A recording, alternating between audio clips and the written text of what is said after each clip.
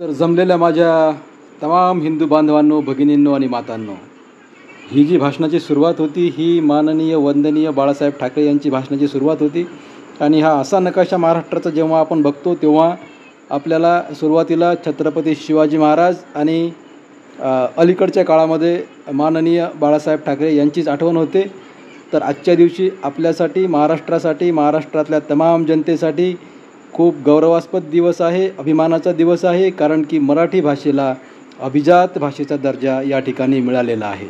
तर बघू आपण, अभ्यासाच्या दृष्टिकोनातून सुद्धा महत्त्वाचं आहे आणि एक मराठी माणूस म्हणून सुद्धा महत्त्वाचं आहे की नेमका मराठी भाषेला अभिजात भाषेचा दर्जा मिळाला म्हणजे नेमकं या ठिकाणी काय झालेलं आहे. तर हे आपण PDF बघणार आहोत. सर्व यामध्ये सविस्तर माहिती असणार आहे. जर तुम्ही परीक्षेच्या दृष्टिकोनातून बघत असाल तर तुम्हालासुद्धा यातून भरपूर माहिती मिळणार आहे आणि एक मराठी माणूस म्हणून बघत असाल तरी तुम्हाला यामध्ये खूप सारी माहिती मिळणार आहे.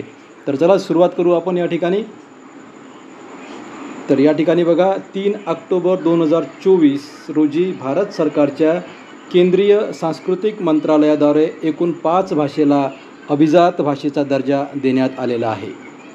पुढचा पॉईंट बघायचा आहे आपल्याला. 5 भाषा पुढीलप्रमाणे आहेत. तर त्या 5 भाषा कोणत्या आहेत? तर त्यामध्ये मराठी 1 नंबरला आहे, पाली, प्राकृत आणि आसामी आणि बंगाली अशा ह्या 5 भाषा आहेत ज्यांना अभिजात भाषेचा दर्जा या ठिकाणी मिळालेला आहे 3 ऑक्टोबर या रोजी. जर तुम्ही MPSC कंबाईन करत असाल तर तुम्हाला विचारू शकतात की मराठी भाषेसोबत कोणत्या भाषांना अभिजात भाषेचा दर्जा देण्यात आला आणि खाली ऑप्शनमध्ये अशा प्रकारचे प्रश्न असू शकतात. ओके. तर अभिजात भाषा हा वैशिष्ट्यपूर्ण भाषेला दिला जाणारा एक दर्जा आहे. हा तिसरा पॉईंट आहे. त्यानंतर पुढे बघू आपण. आतापर्यंत भारतातील 11 भाषेला अभिजात भाषेचा दर्जा प्राप्त झालेला आहे. ओके. आतापर्यंत भारतातील 11 भाषेला अभिजात भाषेचा दर्जा प्राप्त झालेला आहे. त्यानंतर खाली काय सांगितलेलं आहे तर बघा, अभिजात भाषा प्राप्त झालेल्या एकूण 11 कोणत्या भाषा आहेत? तर ह्या सर्व 11 भाषा या ठिकाणी त्यांनी दिलेल्या आहेत. हे सुद्धा आपल्या कामाचा विषय असणार आहे. तर यामध्ये बघा, सुरुवातीला कोणत्या भाषेला अभिजात भाषेचा दर्जा मिळाला असा जर प्रश्न असेल किंवा अशी जर माहिती आपल्याला पाहिजे असेल तर त्या ठिकाणी त्याचं उत्तर असेल तामिळ. तामिळ या भाषेला 2004 साली अभिजात भाषेचा दर्जा मिळालेला आहे. आणि यामध्ये हे कोणत्या राज्यामध्ये बोलल्या जातात भाषा? तर तामिळनाडू आणि पॉंडिचेरी, पुद्दुचेरी ज्याला आपण सध्या म्हणतो. तर 2 नंबरला आहे संस्कृत भाषा. संस्कृत भाषेला 2005 साली हा अभिजात भाषेचा दर्जा मिळालेला आहे. ही भाषा कुठं बोलली जाते? तर हिमाचल प्रदेश आणि उत्तराखंड या ठिकाणी. 3 नंबरला आहे कन्नड भाषा. कन्नड भाषेला 2008 हा दर्जा मिळालेला आहे आणि ही कर्नाटक या राज्यामध्ये बोलली जाते. त्यानंतर आंध्र प्रदेश, तेलंगणा आणि पुद्दुचेरीमध्ये तेलुगू भाषा ही बोलली जाते आणि तेलुगू भाषेला जो अभिजात भाषेचा दर्जा आहे हा 2008 मिळालेला आहे. त्याचबरोबर मल्याळम भाषा आहे. केरळ, लक्षद्वीप आणि पुद्दुचेरी या ठिकाणी बोलली जाते. 2013 हा अभिजात भाषेचा दर्जा या ठिकाणी मिळालेला आहे. त्याचबरोबर या खालील भाषा आहेत. या ठिकाणी बघा, 2024ला कोणत्या भाषा आहेत ज्यांना अभिजात भाषेचा दर्जा मिळालेला आहे?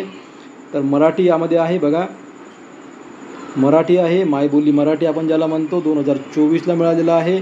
आणि ही कुठं बोलली जाते? तर महाराष्ट्रामध्ये गोवा, दादरा नगर हवेली या ठिकाणी मराठी भाषा ही बोलली जाते. आपल्यासाठी महत्त्वाचा विषय हा असणार आहे. मराठी भाषेला अभिजात भाषेचा दर्जा या ठिकाणी 3 ऑक्टोबर रोजी मिळालेला आहे. ओके.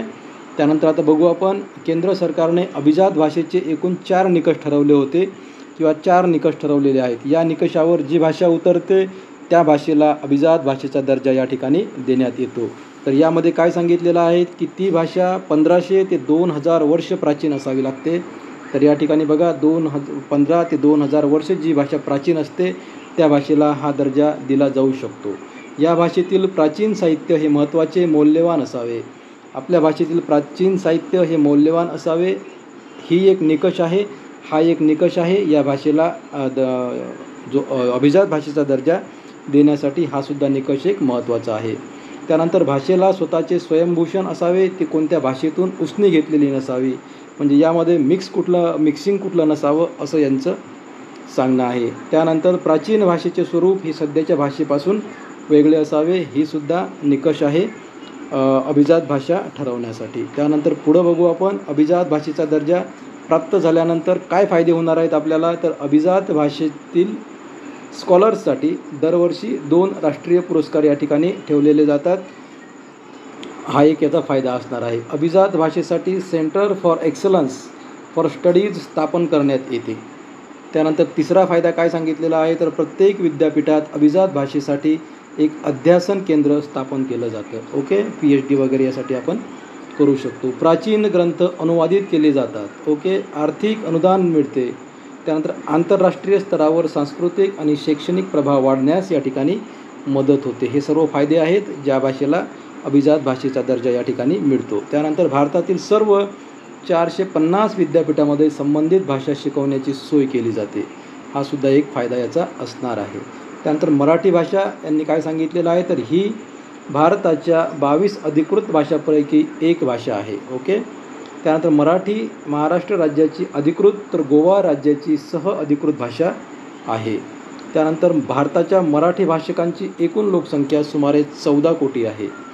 त्यानंतर मराठी मातृभाषा असणाऱ्या लोकांच्या संख्येनुसार मराठी ही जगातील 10वी व भारतातील 3री भाषा आहे. ही सर्व माहिती खूप महत्त्वाची असणार आहे मित्रांनो, तेव्हा काळजीपूर्वक तुम्ही ऐकून घ्या. ओके, त्यानंतर बघा, प्राचीन महाहट्टी भाषा, महाराष्ट्री प्राकृत भाषा, अंशप्रभ मराठी भाषा आणि आजची मराठी भाषा असा मराठीचा प्रवास आहे. त्यानंतर बघा, विषय महत्त्वाचा आहे परीक्षेच्या दृष्टिकोनातून, रंगनाथ पठारे समिती. ओके, तर ही कशी काय आली मराठी भाषा आपली अभिजित भाषा, तर यासाठी एक समिती नेमण्यात आलेली होती. तर ती बघा काय आहे नेमका विषय, तर मराठी भाषेला अभिजात भाषेचा दर्जा मिळावा यासाठी रंगनाथ पठारे समिती 10 जानेवारी 2012ला नेमण्यात आली होती. हा प्रश्न 100% कोणत्याही स्पर्धा परीक्षेसाठी आता महत्त्वाचा ठरणार आहे. 3 ऑक्टोबरपासून कोणत्या समितीच्या आधारे मराठी भाषेला अभिजात भाषेचा दर्जा देण्यात आला, तर ती रंगनाथ पठारे समिती ही आहे. कधी स्थापन झाली होती, तर 10 जानेवारी 2022ला नेमण्यात आली होती. अहवाल कधी सादर केला होता या समितीने, तर 31 मे 2013ला हा आपला अहवाल या समितीने स्थापन केला होता. या समितीतील सदस्य कोण होते, तर हरी नरके, नागनाथ कोलापल्ले, त्यानंतर श्रीकांत बहुलकर, मधुकर काकोडे, सतीश काळेसकर, कल्याण काळे, आनंद उबाळे, मैत्रेयी देशपांडे. राज्यसेवेसाठी अत्यंत महत्त्वाचा प्रश्न होणार आहे हा. ओके, त्यानंतर बघा पुढचा विषय, मराठी भाषा दिनविशेष. तर हा सुद्धा महत्त्वाचा विषय आहे. मराठी भाषा गौरव दिन 27 फेब्रुवारीला आपण साजरा करतो. मराठी अभिजात भाषा गौरव दिन आता आपण 3 ऑक्टोबरला साजरा करणार आहोत. मराठी भाषा राजभाषा दिन 1 मेला असतो. जागतिक मातृभाषा दिन 21 फेब्रुवारीला आपण साजरा करतो. मराठी राजभाषा अधिनियम 1964 नुसार हा सर्व कारभार चालतो. ओके, त्यानंतर मराठी भाषा विद्यापीठ कुठल्या ठिकाणी आहे, तर मराठी भाषा विद्यापीठ हे ठिकाण रिद्धपूर, जिल्हा अमरावती या ठिकाणी आहे. याची स्थापना कधी झालेली आहे, तर 1 जून 2024ला या विद्यापीठाची स्थापना झालेली आहे. पहिले कुलगुरू कोण आहेत, तर डॉक्टर अविनाश आवलगावकर हे याचे पहिले कुलगुरू आहेत. रिद्धपूरमध्ये मराठीतील पहिला हस्तलिखित आद्यग्रंथ लीळा चरित्र लिहिलेला आहे. तर हा तो ग्रंथ असणार आहे. ओके, लीळा चरित्र. त्यानंतर बघू पुढे काय सांगितलेलं आहे, तर भारतातील 22 अधिकृत भाषा हे आपल्या भारतीय राज्यघटनेमध्ये सुद्धा नमूद आहेत. तर भारतीय राज्यघटनेच्या 8व्या अनुसूचीमध्ये सरकारने मान्य केले आहे की भारतात 22 अधिकृत भाषा आहेत. त्या 22 अधिकृत भाषा आहेत. तर भारतातील राज्यघटनेच्या कलम 343 ते 351मध्ये भारताच्या अधिकृत भाषाशी संबंधित आहेत. तर ह्या सर्व त्या भाषा असणार आहेत ज्या अधिकृत भाषा या ठिकाणी आहेत. ओके, त्यानंतर मराठी आपला कुठं आहे या ठिकाणी, तर मराठी हा या ठिकाणी आहे. ओके, त्यानंतर पुढे बघू आपण आता. यांनी आपण जे सध्या वर बघितलेलं आहे सर्व माहिती आपण ऐकलेली आहे. काळजीपूर्वक तुम्ही माहिती ऐकलेली असेल तर आता याची तुम्हाला प्रश्नाचे उत्तरंसुद्धा या ठिकाणी द्यावे लागणार आहेत. हे सुद्धा गोष्ट लक्षात घ्या. ओके, तर या ठिकाणी बघा, अभिजात भाषेचा दर्जा सर्वप्रथम कोणत्या भाषेला मिळालेला आहे असा प्रश्न आहे. तर या ठिकाणी उत्तर त्याचं काय असणार आहे, तर त्याचं उत्तर असणार आहे तामिळ. आपण वर बघितलेलं आहे, तुम्ही वर स्क्रोल करून व्हिडिओ रिव्हर्स करून बघू शकता. अभिजात भाषेचा दर्जा सर्वप्रथम कोणत्या भाषेला मिळालेला आहे, तर तो तामिळ भाषेला मिळालेला आहे. कोणत्या 2 भाषा आहेत ज्यांना अभिजात भाषेचा दर्जा मिळाला परंतु त्या भारताच्या 22 अधिकृत भाषामध्ये समाविष्ट नाही आहेत, भाषापैकी नाही आहेत. तर त्या 2 भाषा कुठल्या आहेत, तर ते पाली आणि प्राकृत ह्या 2 भाषा आहेत ज्या भारताच्या 22 अधिकृत भाषेमध्ये समाविष्ट नाही आहेत. ओके, पुढचा प्रश्न काय आहे तर कोणत्या वर्षी सर्वाधिक 5 भाषेला अभिजात भाषेचा दर्जा मिळालेला आहे?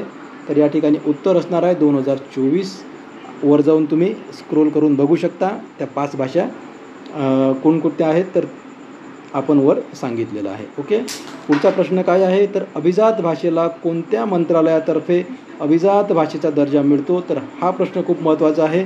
पोलीस भरती असेल, वनरक्षक असेल, आरोग्य विभाग असेल, त्यानंतर तलाठी भरती असेल, सरळ सेवा भरतीच्या माध्यमातून कोणतीही परीक्षा जरी असली, MPSC कंबाईन पूर्व परीक्षा असेल, या सर्व परीक्षेमध्ये हा प्रश्न यावर्षी 100% विचारला जाणार आहे. एक समिती आणि हा प्रश्न अभिजात भाषेला कोणत्या मंत्रालयातर्फे अभिजात भाषेचा दर्जा मिळतो? तर त्याचं उत्तर आहे सांस्कृतिक मंत्रालय. ओके, त्यानंतर पुढचा प्रश्न बघू.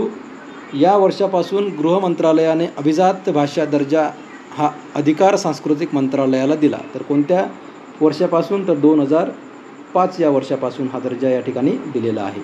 रंगनाथ पठारे समितीचा अहवाल एकूण किती पानांचा आहे? तर तो 128 पानांचा अहवाल या ठिकाणी असणार आहे. त्याचबरोबर 2024मध्ये खालीलपैकी कोणत्या भाषेला अभिजात भाषेचा दर्जा मिळाला नाही?